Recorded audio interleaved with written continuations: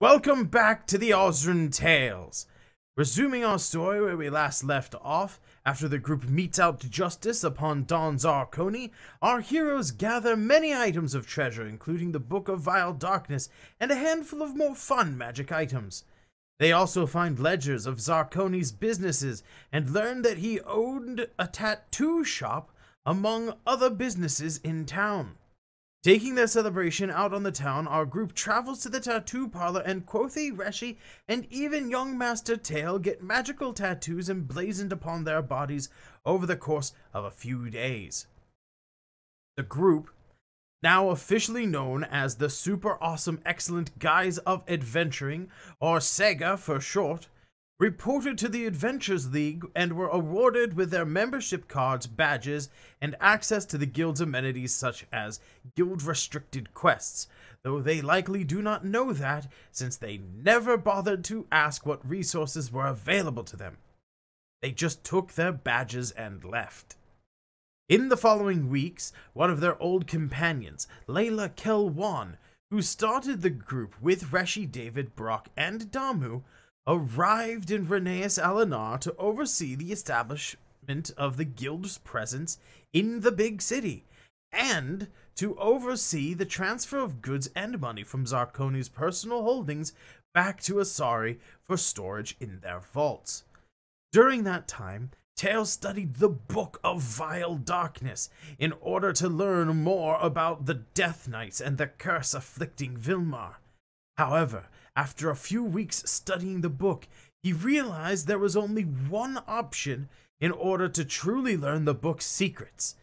He must bind his soul with the book for it to impart its wicked lore to him. As he attunes to the book, his form is mutated, his skin turns colors, he grows new horns, he even gets kinda fat. Odd, but it happens. Sometimes when you read books of magical powers, they mutate your body. But, worst of all, the book let out a wave of evil that radiated out hundreds of feet. Most people in the vicinity felt a cold wind and chills down their spines. Others, like Quothe, saw dark visages and visions of dead.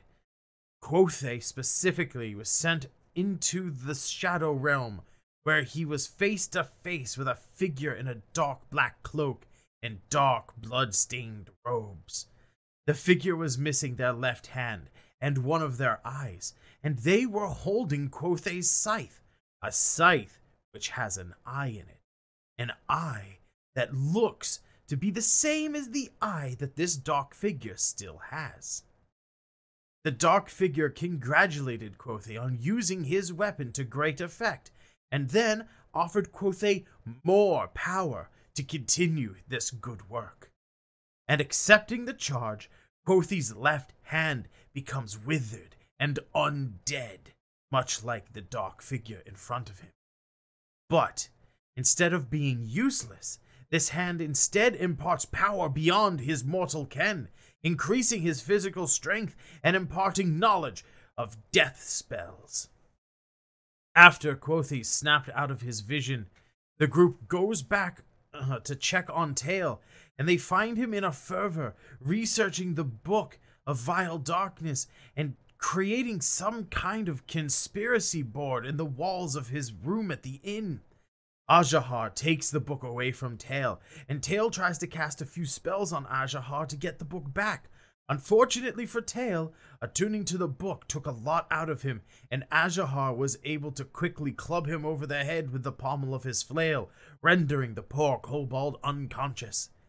Quothe failed at lunging for the book to take it from Ajahar, and then Ajahar retreated to the balcony of the inn and flew off into the night, storing the Book of Vile Darkness in his bag of holding.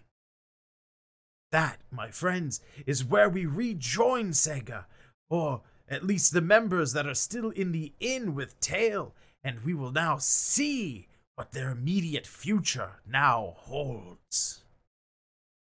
Enjoy Episode 3 of the Ozrin Tales Live D&D!